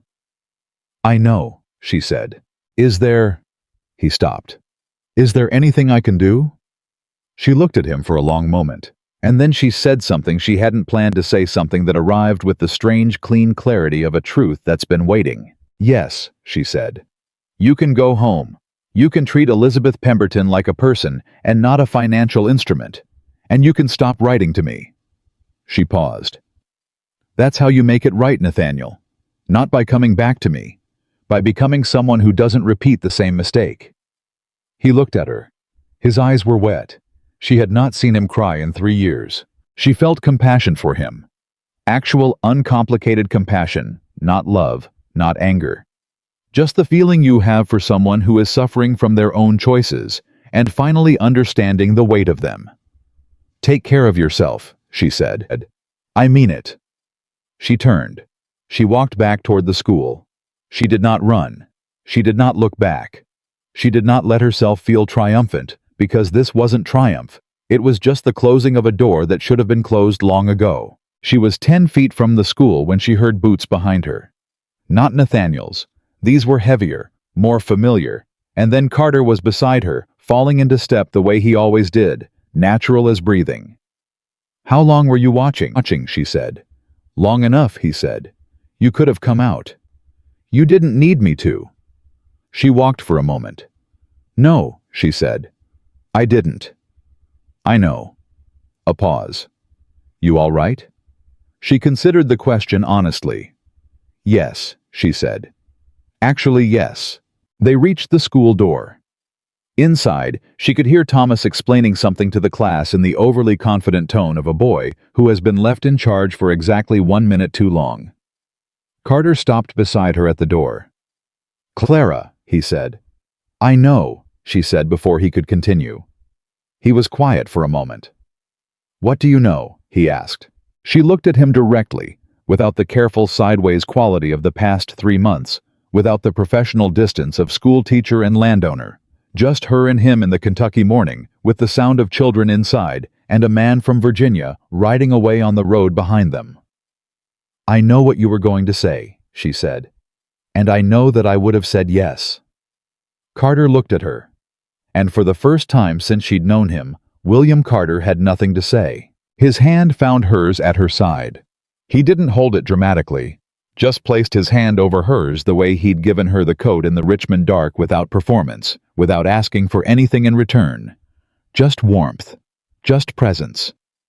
Clara closed her fingers around his. "I have to go back in," she said. "Thomas is lying to the younger children about something. I can hear it in his voice." "Yeah," Carter said. The almost laugh in his voice that she had come to understand was the realest thing about him. "You probably should."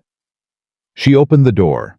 She was 1 step inside when he said quietly behind her, "Clara." She turned. He was standing in the September light with his hat in one hand, looking at her with the expression she had first seen on a dark Virginia road, the one that looked at her and saw not what she'd lost, but what she was. "I'm glad you brought back the coat," he said. She smiled, a real one, the kind that didn't need to hide anything.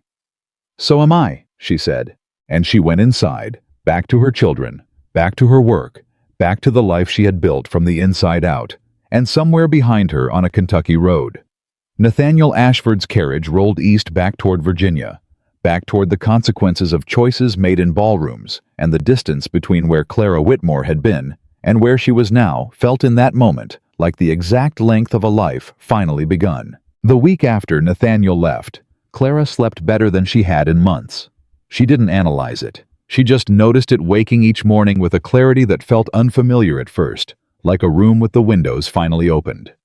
The weight she hadn't fully known she was carrying had lifted, and what remained underneath it was not emptiness, but space. Room to move, room to think forward instead of backward.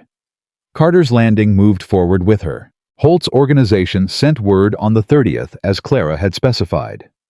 The letter was formal and precise, and said in the careful language of men who are accustomed to winning and are adjusting to not winning, that the Western Land Trust was prepared to discuss a licensing arrangement for river access rights. They proposed a meeting in Louisville in the second week of October. Carter read the letter at breakfast and slid it across the table to Clara without a word. She read it, slid it back.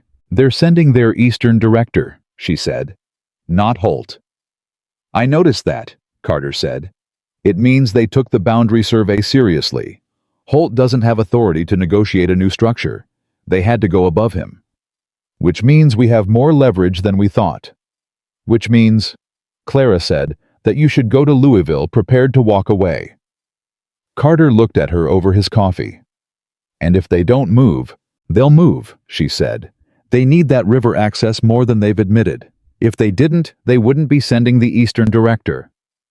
Pruitt, who had been listening from the doorway with his arms crossed, and his expression of a man who had spent 11 years being the smartest person in the room and had recently revised that ranking, said, "She's right." Carter looked at Pruitt, looked back at Clara. "You're coming to Louisville," he said. It wasn't a question. "I assumed so," Clara said. "Someone needs to keep you from being too agreeable." "I'm not agreeable," Carter said. "You're polite," she said. "In negotiations, that reads the same." Pruitt made the sound that had become over 3 months his version of a laugh. But 3 days before Louisville, everything changed. It came from Virginia. Not Nathaniel this time a letter from Eustace Pratt, her father's attorney, written in the dry, careful hand of a man delivering information he wishes he didn't have to. Her father had fallen, not a figure of speech. Literally fallen down the back steps of the Whitmore house on a wet morning in early October, and the damage was significant.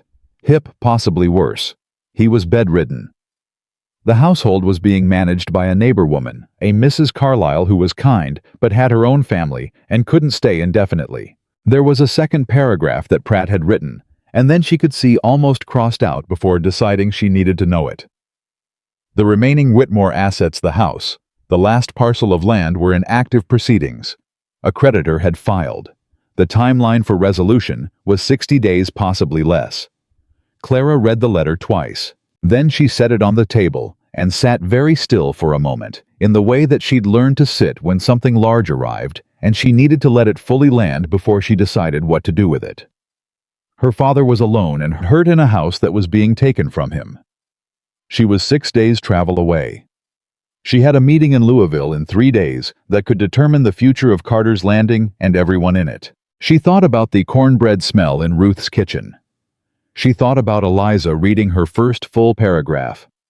She thought about Carter's hand over hers in the September light. Then she thought about her father's hands on his cane, trembling, asking, "What are we going to do then?" She folded the letter. She found Carter in the study. She told him. She watched his face while she did that steady, honest face that gave her what she needed now, which was not comfort and not solutions, but simply the respect of being looked at directly while she carried something heavy. "You need to go," he said. the Louisville meeting. Pruitt can come with me. We know what we're asking for. Carter. Your father is hurt, he said, simply, without drama. You need to go. She looked at him. If I leave, she said, the school. Thomas is 13 in December, Carter said. He knows the curriculum better than half the children, and you know it. He can manage the younger ones for 2 weeks. You've been thinking about this. I started thinking about it when I saw your face come through the door, he said. She was quiet for a moment. I don't know how long I'll need to be there, she said. I know. The house may be lost. He may need Clara. His voice was very quiet. Go take care of your father. Everything here will be here when you come back. She looked at him and felt something move through her that she couldn't quite speak. Gratitude, yes, but more than that. The particular feeling of being known by someone. Of having someone look at your situation and understand without your having to explain the calculus of it exactly what it costs you. I'll be back before the first snow, she said. I know that too, he said. She left the next morning. Virginia looked smaller than she remembered. She couldn't explain it rationally. The roads were the same, the red clay, the smell of late tobacco, the sky that particular shade of autumn blue that she had grown up calling home. But something in the scale of it had changed, or perhaps something in her had, and the result was the same. It looked like a place she had once lived, rather than a place she lived. Her father was in the back bedroom, propped on pillows, looking older than 6 months should have made him, and more relieved to see her than he knew how to say. Clara, he said, and the word came out with the particular fragility of a man who has been trying not to need anything and failing at it. I'm here, Papa, she said. She sat beside him and took his hand and did not cry, because if she cried, he would spend energy comforting her that he needed for himself. The house, he started. I know, she said. We'll talk about it when you're stronger. There's not much time. Papa. She squeezed his hand. One thing at a time. He looked at her for a long moment, and then he said with a different quality in his voice, something almost wondering, You're different. Yes, she said. What happened to you out there? She thought about how to answer that. I stopped waiting for someone to tell me what I was worth, she said. And I found out for myself. Her father was quiet. Then, with the honesty of a man who has had months of pain and forced stillness to think about the things he'd rather not. I should have taught you that. When you were young. Instead of... He stopped. Instead of teaching you that the right marriage was the answer to everything. You taught me what you knew, Clara said. And what you knew came from love. That's enough, Papa. His eyes were wet. He looked away. Is it a good place? He asked. Kentucky. It's a very good place, she said. And the man who wrote the letter? She was quiet for a moment. He's a good man, she said. Her father nodded slowly, pressed her hand. Then you went in the right direction, he said. She spent 2 days at her father's bedside before she allowed herself to turn her attention to the house. What she found was not as bad as Pratt's letter had made it sound, which was not to say it was good. The debt was real. The creditor was real. But the creditor, a merchant named Aldous Finch, who had extended credit to her father's tobacco operations 4 years ago, was not, when Clara finally sat across from him in his counting house, the implacable force she'd expected. He was 60 years old, and tired, and wanted his money more than he wanted a house. Miss Whitmore, he said when she laid out her proposal. You're asking me to extend the settlement period by 45 days. I'm asking you to accept a partial immediate payment and extend the remainder, Clara said. The immediate payment demonstrates good faith. The 45 days gives me time to arrange the full balance from assets currently in negotiation. The assets in negotiation were her share of the Louisville agreement. Carter had told her before she left that if the river access licensing came through as expected, she was to consider a third of the first year's fee as hers, which she had argued about, and he had refused to argue back, simply saying, "You built it, Clara," in a tone that did not invite further discussion. Finch looked at her proposal. "Where is the immediate payment coming from?" he asked. "From me," she said. She had money. Not much what she'd saved from 6 months of Carter's wages, which were modest but honest and which she had spent almost nothing of because she had not needed to spend anything. She had been living inside someone else's generosity and working as though it were her own, and the result was a small sum that was now in this moment exactly enough to matter. Finch read her letter of proposed terms. He was quiet for a long time. Then he said, "Your father borrowed from me because he trusted me not to ruin him." "I know," Clara said. "I don't want to ruin him." "I know that too," she said. He signed the extension. She walked out into the Virginia afternoon with the paper in her hands and felt something she hadn't expected. Not triumph, not even relief. Just a kind of sorrow for her father's pride, for the years he'd spent trying to keep a shape that was already changing, for all the things that could have been different if someone had sat down with the numbers earlier. She had been that person. She could have been that person years ago if anyone had thought to ask her. She folded the paper. She went back to her father. The letter from Carter arrived on a Thursday, 8 days after she'd left Kentucky. It was not long. Carter was not. She had learned a man who wrote long letters. What he wrote was exact. "Louisville went well. Better than expected. Pruitt sends his regards and says, quote, 'Tell her she was right about the Eastern director. The agreement is signed. Access rights annual fee, renewable right of first refusal clause, all of it. Holt's organization agreed to every term. Pruitt says I should tell you we walked away twice before they came to us. I say, that was your strategy working. The settlement is stable. Come back when you're ready. The school is fine. Thomas has been running it with considerable authority. He told Eliza yesterday that she reads better than most adults. She told him that was obvious. W. Carter. Clara read it 3 times.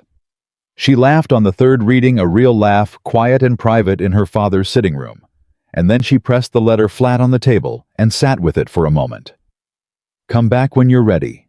Not come back soon. Not we need you. Not a demand or a pressure or a subtle reminder that she was expected somewhere. Just come back when you're ready. She read it one more time. Then she went and told her father she'd need another week. The twist came from a direction she hadn't anticipated. It always does. It was Margaret Holt, not Gerald Holt, but Margaret Holt of Richmond, whom Clara had not thought about since the night of Nathaniel's engagement party, who appeared at the Whitmore house on a Friday morning, unannounced, dressed in traveling clothes, with the expression of a woman who has rehearsed something and is determined to say it before her nerve fails. Clara answered the door herself. They looked at each other for a moment. I heard you were in Virginia, Margaret said. Word travels, Clara said. May I come in? Clara stepped back. Margaret came in, sat down, did not remove her gloves, which told Clara this was not a social call she intended to extend. I want to tell you something, Margaret said. I debated whether to come. I decided I would rather say it and have you turn me out than not say it and carry it. Say it then, Clara said. Margaret's hands pressed together in her lap. The night of Nathaniel's party, she said. When I told you about the Pembertons, about Elizabeth's holdings, I already knew. I had known for 2 weeks. Nathaniel had told me. He asked me not to tell you. Clara was very still. He asked you to keep it from me, she said. He said he was going to tell you himself. After the announcement, he said it would be easier. Margaret's voice tightened. He said it would be easier to manage your reaction in private. The room was very quiet. Clara thought about standing in the ballroom in the blue dress, not knowing, thinking the night was going to be one thing, while the people around her already knew it was another.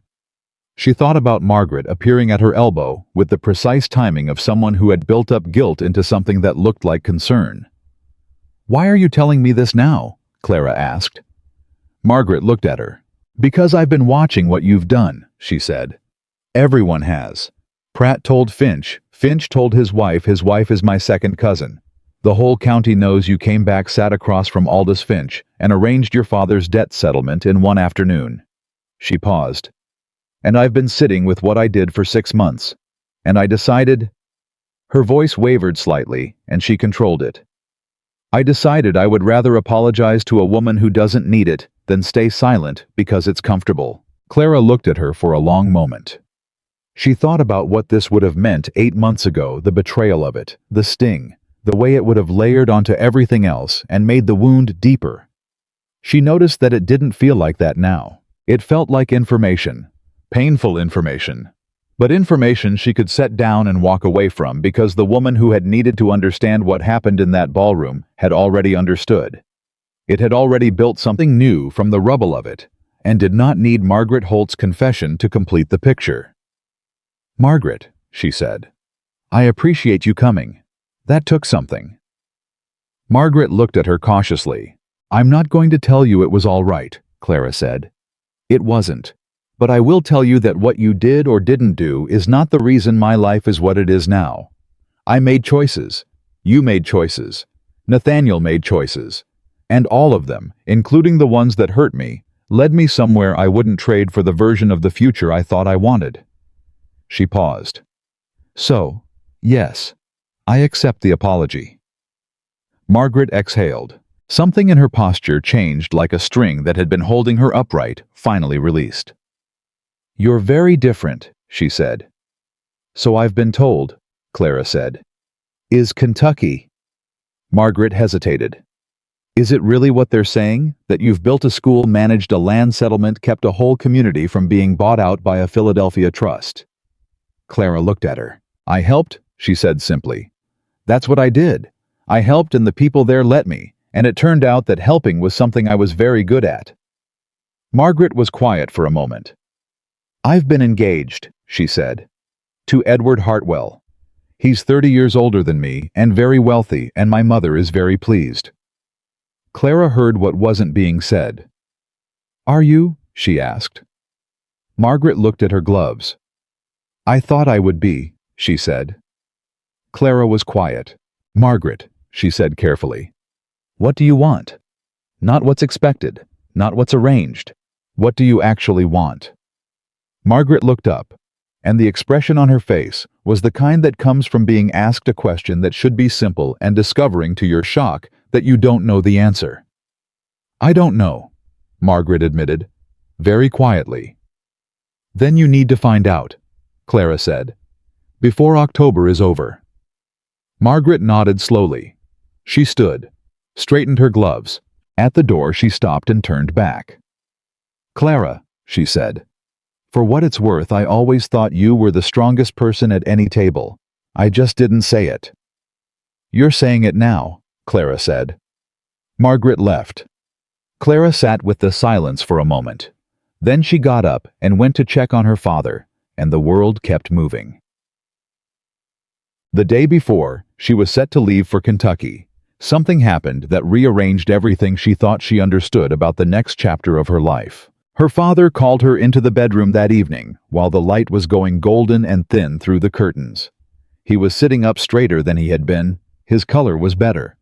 The neighbor, Mrs. Carlyle, had been managing his meals with more success than expected, and he had a box on the bed beside him that Clara recognized immediately. Her mother's box. The cedar one painted blue that lived at the top of the wardrobe and which she had not seen opened since her mother's death 7 years ago. "Papa," she said. "Sit down," he said. She sat. He opened the box. Inside, nested in faded silk, was a small stack of papers, and beneath them, something Clara had never seen before, a folded legal document, old the ink brown with age. "Your grandfather," her father said, "left something in trust. For you. Not for me, not for the Whitmore household, for you specifically. For when you married, or when you turned 25, whichever came first." He picked up the document. "You turned 25 in August." Clara stared at him. "I've been meaning to tell you," her father said. "I tried to tell you in the spring, before Nathaniel." He stopped. "And then everything happened, and I thought I didn't want you to think it would change I didn't want to complicate." "Papa." Her voice was very level. "What is it?" He handed her the document. She unfolded it. She read it. She read it a second time, more slowly. The Whitmore Trust. Her grandfather's trust, set aside before she was born by a man who had understood that daughters needed independent foundations, held 40 acres of land in Henrico County outright. Not mortgaged. Not borrowed against. held in her grandfather's name, transferred to her name upon the terms described, and therefore untouchable by her father's creditors, because it had never legally been her father's to pledge. 40 acres. In her name. Hers. She set the document down on her knee. Her father was watching her. "Why didn't you tell me?" she asked.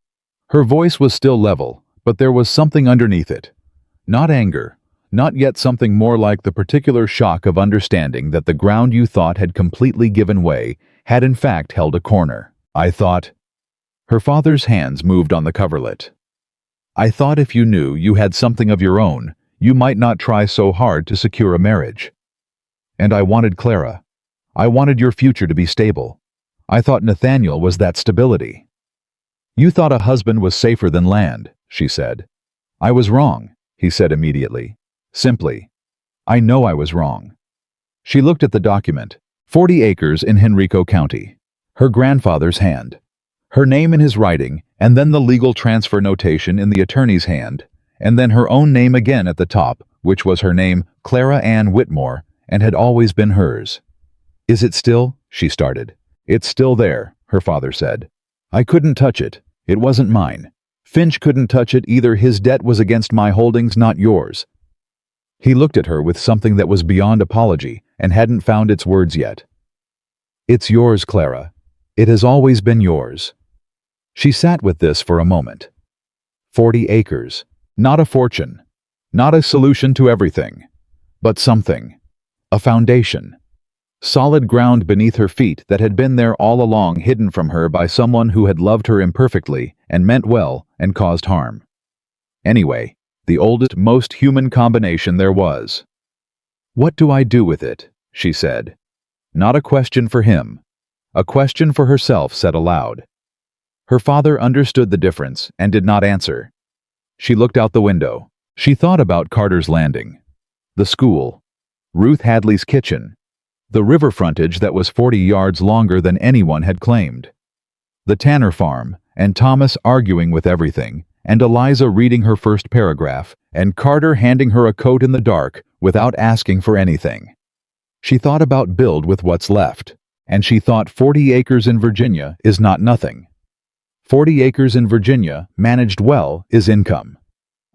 Income is independence. Independence is the ability to choose where you are because you want to be there, not because you need to be. She thought about what it would feel like to choose Carter's Landing. Not because she had nowhere else to go, but because she had somewhere else to go and chose it anyway. "I know what I'm going to do with it," she said. Her father looked at her. "You're going back to Kentucky," he said. Not a question. "I'm going back to Kentucky," she said. "And this man Carter." She looked at the document in her hands. "He gave me a coat on a dark road," she said, "and he didn't ask for it back. And every day since then, he has looked at me like I am exactly what I am, no more and no less, and asked nothing from me that I didn't want to give." She paused. "That's not a small thing, Papa." "No," her father said quietly. "It's not." She folded the document. She put it in the cedar box. She leaned forward and pressed her lips to her father's forehead, the way she had done as a child, and stayed there for a moment. "I'm going to arrange for Mrs. Carlyle to stay on," she said. "I'll send money from the land income once we have a tenant. You won't be alone." Her father's hand came up and pressed the back of her head gently, the way parents do when words have run out and touch is the only language left. "Clara," he said. "Yes, Papa." "I'm proud of you." She straightened. She did not cry. "I know," she said. "I can see it." She picked up the cedar box and took it with her when she left the room, because it was hers, and it had always been hers, and it was time to start treating things that belonged to her as things that belonged to her. She left for Kentucky the following morning. The road back felt entirely different from the road away. She had noticed that before in her life, how the same distance can feel like two different journeys, depending on what you are moving toward versus what you are leaving behind.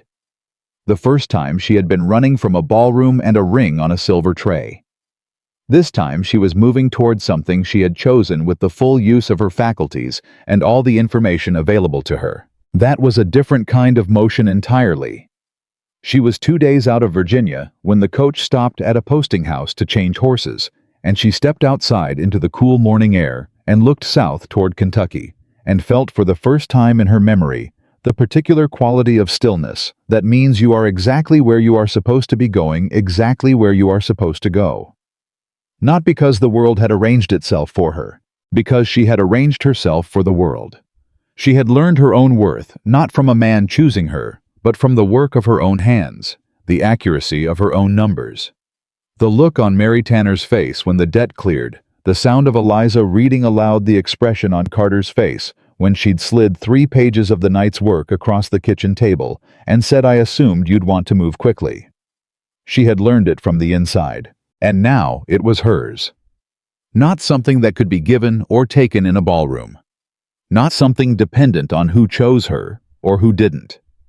Hers, irrevocably. She climbed back into the coach. She opened her journal to a clean page. She wrote 3 words, not the same 3 words she had written in her room the night of Nathaniel's engagement party. Different ones. The words of a woman who had moved past starting over and into something else entirely. She wrote, "I am home." Then she closed the journal, settled back in the seat, and let Kentucky come to her. She arrived back in Carter's Landing on a Tuesday afternoon, 11 days after she'd left. She didn't send word ahead. She hadn't planned to, partly because the road schedule was uncertain, partly because she wanted to arrive as herself, not as an event being prepared for. She wanted to step back into her life the way she'd built it, quietly, without ceremony, through the front door. The coach stopped at the main road. She stepped down with her bag and the cedar box and stood for a moment in the cool October air, just listening. The settlement sounded exactly as it always did. The mill turning slowly to the east, voices from the direction of the Tanner farm. The particular rhythm of a working place that has found its pace and kept it. She had been gone 11 days. It felt like she had never left. It felt like she had left and come back as someone slightly more complete. She was halfway down the main road when Thomas came out of the school at a run. Not because he had seen her, she realized, but because school had just ended, and then he looked up mid-stride and stopped dead in the road. "Miss Whitmore," he said. "Thomas," she said. "How did it go?" He fell into step beside her immediately, with the energy of a boy who has been managing something large and is desperate to report on it to the only person whose opinion he actually wants. "Good," he said. "Mostly good. Eliza finished the advanced reader. I had to borrow it from Mr. Carter's study because we ran out of pages in the school copy. He said that was fine. There was a problem on Wednesday with the Henderson boys fighting in the yard, and I handled it." A pause. "I may have been slightly too loud about it." "How loud?" Clara asked. "Mr. Pruitt heard me from the field." Clara pressed her lips together. "But they stopped fighting," Thomas said quickly. "Then you handled it," she said. Thomas stood up slightly straighter. They reached Carter's house. Clara stopped at the porch steps, looked at Thomas. "You did well," she said. "Genuinely. I knew you would." Thomas looked at her with the expression of a boy who is 13 and therefore cannot show how much that means to him, but cannot quite hide it either. "Yes, ma'am," he said. And then, with a casualness that didn't fool either of them, "Mr. Carter asked about you, every day." I went before she could respond. She stood at the bottom of the porch steps for a moment, holding her bag and the cedar box, and felt her heart do something that was not complicated and not frightening and not uncertain at all. Then she went up. Carter was in the study when she knocked. She heard the pause, the particular quality of silence that means someone has stopped what they were doing and is deciding whether to believe what they think they heard. Then, "Come in." She opened the door. Howe was at his desk, and he had clearly been working, papers spread in front of him, pen in hand. But when he saw her, he set the pen down with the deliberate care of a man who is making sure he doesn't knock anything over, because his hands have suddenly become less reliable than usual. He stood. "You're back," he said. "I said before the first snow," she said. He looked at her. All of her the way he always did, not assessing, not calculating, just seeing. "How is your father?" he said. "Better. Mrs. Carlyle is staying on. The debt settlement is arranged." She set her bag down. kept the cedar box in her hands. "There's something I need to tell you." "Sit down," he said. "I'd rather stand," she said. "It'll be easier." He stayed where he was on his side of the desk and watched her with the steady patience that was one of the things she loved most about him, the fact that he never rushed a moment that deserved its full time. She told him about the trust, about the 40 acres, about her grandfather's box and her father's voice when he said it has always been yours, and the look on Eustace Pratt's face when she'd confirmed the legal standing of the land that Aldous Finch's claim couldn't reach. Carter listened without interrupting. When she finished, the room was quiet. 40 acres in Virginia, he said. "In my name," she said. Outright. He was quiet for another moment. "What are you going to do with it?" he asked. It was the same question she had asked herself in her father's bedroom. But from Carter, it had a different weight because Carter asked it without agenda. Not "will this change things," and not "will you leave," and not "what does this mean for me?" Just "what are you going to do with it?" "Rent it," she said. "There's a family in Henrico County, the Dunbar family. They've been farming adjacent land for years, and they've been waiting for the Whitmore parcel to come available. The income will cover my father's household and leave a remainder." She looked at him. "I don't need it to live on." Carter held her gaze. "Because you have a salary here," he said. "Because I have a life here," she said. "The salary is part of it." The distinction sat in the air between them. Carter came around the desk. Not quickly, nothing. Carter did was quick. It was one of the things that made him trustworthy, the fact that he never moved from impulse, but with the clear intention of someone who has decided something and is acting on it with his full self. He stopped in front of her. "Clara," he said. "William," she said. "I need to say something that I've been not saying for approximately 4 months." "I know," she said. "I'd like to say it anyway." "All right," she said. He looked at her straight without flinching, without performance. "I have been alone," he said, "for a long time. Not unhappily. I want to be clear about that. I built this place. I know these people. I have work I believe in. I wasn't waiting to be rescued. I wasn't looking." He paused. "And then a woman showed up on my road in Virginia in someone else's rain with a coat I handed her, because it was the right thing to do, and she brought it back because she said she would. And in 4 months, she has restructured my accounts, saved my land, run my school, faced down a Philadelphia land trust, and sent a man from Virginia home without letting me interfere." Another pause, shorter this time. "And I find that I would like to spend the rest of my life watching what you do next." Clara looked at him for a long, full moment. She felt everything she had carried for the last 8 months. The ballroom, the ring, the road south, the ledger at 2 a.m, the cedar box, the 40 acres. Her father's hand on the back of her head, and she felt it not as weight, but as history. The particular history that had made her exactly this person standing in this room, capable of hearing this from a man like this, and knowing with absolute clarity what was true. "William Carter," she said. "You gave me a coat and told me to build with what's left. You wrote my father a letter when you didn't have to. You hired me for work instead of charity. You read my 3 pages at 6 a.m. and said thank you, like it was the right size of word." She held his gaze. "You have been seeing me clearly since the first night I met you. That is not a small thing. That is in fact the only thing that has ever mattered." He reached up and took her face in both hands. Careful the way he did everything, deliberate and warm and entirely without performance. "Is that a yes?" he said. "That is an absolute yes," she said. He kissed her, not dramatically, not the way it happens in stories told to impress.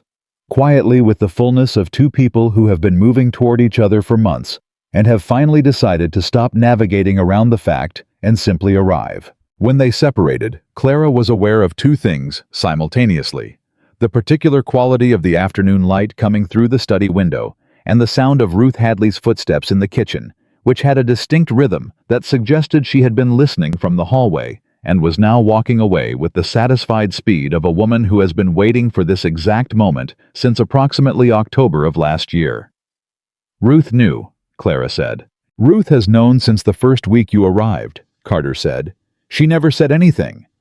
"Ruth doesn't say things," Carter said. She just stays in the doorway a little longer than necessary." Clara laughed. Really laughed, the kind that comes from relief and joy, and the absurdity of two careful people taking 4 months to say obvious things. Carter was smiling. A full one. She had not seen that before. It changed his face entirely, opened it, made it younger, made it something she wanted to look at for a very long time. "William," she said. "Yeah." "Ruth is going to be insufferable about this." "Absolutely," he said. "There is no way to prevent it." She stepped back just far enough to breathe properly. "I want to talk about the school," she said. "I have ideas about what comes next. The Tanner children need advanced materials, and I think we can expand to take on students from the Fleming settlement if we build an additional room on the east side." "Clara," he said, "and the accounting system needs to be reorganized by quarter rather than by harvest, because the current structure creates gaps in the fourth." "Clara," he said again, with the patient, warm, slightly exasperated tone of a man who is learning what it means to be loved by someone who does not slow down. She stopped. He was looking at her with an expression that was full of something she recognized, now the exact quality of seeing that she had been looking for her entire life without knowing it had a name. "Tomorrow," he said. "All of that is tomorrow." She looked at him. "All right," she said. "Tomorrow." The news moved through Carter's Landing, the way all significant news did, faster than anyone admitted, and with more accuracy than anyone expected. By Wednesday morning, Ruth had said nothing to anyone technically, but had made a second cup of coffee without being asked. When Carter and Clara sat down at the same time at the kitchen table, which was in Ruth Hadley's vocabulary equivalent to a public announcement, by Wednesday afternoon, Pruitt had appeared at the study door, looked at Carter, looked at Clara, looked back at Carter, and said simply, "Good," before going back to the field without further ceremony. By Thursday, Thomas had told Eliza, who had told her mother, who had told Mary Tanner, who had said according to Ruth's second-hand account. Well, of course, any fool could have seen that was coming. Clara found this information more pleasing than she expected. She was at the school on Thursday, when Eliza appeared at her elbow after the reading lesson with the careful casualness of a 9-year-old who has something important to say and is trying to find the right approach. "Miss Whitmore," Eliza said. "Yes, Eliza." "My mother says you and Mr. Carter are going to get married." Clara kept her expression composed. "Does she?" "She says it's good because you're smart, and he needs someone smart." "That's very practical of your mother." Eliza considered this. Then, with the directness of a child who has not yet learned to dress her real thoughts up in manners, "Are you going to stay?" "After some people leave when they get married." Clara looked at her, at this small, serious-eyed girl who had walked into this school unable to read a full paragraph, and now finished books, who had absorbed knowledge with the intensity of someone who understood instinctively that it was the most portable and permanent thing in the world. "Eliza," Clara said, "I am going to stay. This is where I live. This is where I work. Those things aren't going to change because of who I marry." Eliza nodded, satisfied. Then she went back to her book. Clara stood at the front of the empty classroom for a moment after the children filed out and felt the particular quiet joy of a life that was exactly what she had made it. Nothing accidental, nothing borrowed, nothing contingent on someone else's choice about her worth. She had built this. She was staying in it. The letter that arrived the following week was not from Nathaniel. It was from his father, Harlan Ashford. Clara recognized the Ashford seal on the outside and opened it with the calm of a woman who has genuinely stopped being afraid of things that used to frighten her. Harlan Ashford was dying. He did not say it that directly. He was Harlan Ashford, and he had been managing the presentation of information his entire life, but it was clear enough between the formal sentences. His health had declined significantly. The Ashford estate was being restructured. Nathaniel was managing the transition, and the Pemberton marriage, which had not yet been formally completed, was under renegotiation due to disagreements about the terms of the Ashford land consolidation. None of that was why Harlan had written. He had written because of a single paragraph near the end of the letter, which Clara read twice and then set on the table and did not pick up again. He wrote, I am told, Miss Whitmore, that you have distinguished yourself considerably in Kentucky, that you resolved a significant land dispute, restructured a settlement's financial position, and built a school that serves a growing community. I confess I underestimated you. I believe my son did as well. I am writing not to ask for anything, as I understand we forfeited any such right. I am writing because I am running out of time to say the things I should have said, and because I believe that acknowledgement, when it is genuine, costs the person giving it nothing, and means more than they expect to the person receiving it. You were the right choice, Miss Whitmore. You were always the right choice. Clara sat with this for a long moment. She thought about Harlan Ashford standing at the center of his ballroom with his white hair and his commanding voice, and his certainty that he was conducting the correct transaction. She thought about what it must have cost him, this man who had managed everything, to write this letter. To say I was wrong when there was nothing left to gain from saying it. She thought that is what integrity looks like when it arrives too late. Not useless exactly, but too late. She picked up her pen. She wrote back. Briefly. She thanked him for the letter. She told him she bore him no ill will. She told him truthfully that she was well and happy and building something she was proud of. She did not say you should have stopped your son. She did not say you could have changed everything. There was no point. He knew. That was why he had written. She sent the letter. Then she went to find Carter. He was at the paddock fence talking to Pruitt about the winter feed supply, and he turned when he heard her footsteps, with the particular attentiveness of a man who has started listening for someone's approach without knowing when that habit formed. She handed him Harlan Ashford's letter. He read it. When he finished, he folded it and handed it back without a word. "Are you all right?" he said. "Yes," she said. And it was true, completely, uncomplicatedly true. "I just wanted you to know." "I know," he said. Pruitt, with his characteristic tact, had become suddenly very interested in the fence post to his left. Carter looked at her. "Does it change anything?" he asked. Not challenging, just asking. "No," she said. "It confirms everything." He nodded. He reached out and tucked a loose piece of hair back from her face. A small gesture, domestic and unhurried, the kind that belongs to people who have decided to be in the same life together, and then went back to talking to Pruitt about winter feed, as though the world had not just quietly, perfectly settled into its right order. Clara stood at the paddock fence for a moment watching him. She thought about the blue dress she had left on her bed in Virginia. She thought about the ring on the silver tray. She thought about the dark road and the coat and build with what's left. She thought about the ledger at 2 a.m, and Gerald Holt's face when she said 40 yards, and Thomas running across the road, and Eliza reading her first paragraph, and the cedar box, and her grandfather's handwriting, and 40 acres that had always been hers. She thought about this man at this fence, who had never once in 4 months looked at her and seen anything less than exactly what she was. And she thought, this is what it looks like when you stop waiting to be chosen and start choosing. This is what it looks like when you build something from the inside. This is what it looks like when the right life finds you. Not because you held still and waited, but because you moved toward it with everything you had, and it recognized you coming, and it opened. 6 months later, Clara Whitmore married William Carter in the yard outside the school she had built in front of every person in Carter's Landing, and a dozen neighbors from the Fleming settlement, and Mary Tanner, who cried through the entire ceremony with the complete lack of embarrassment of a woman who has earned the right to her feelings.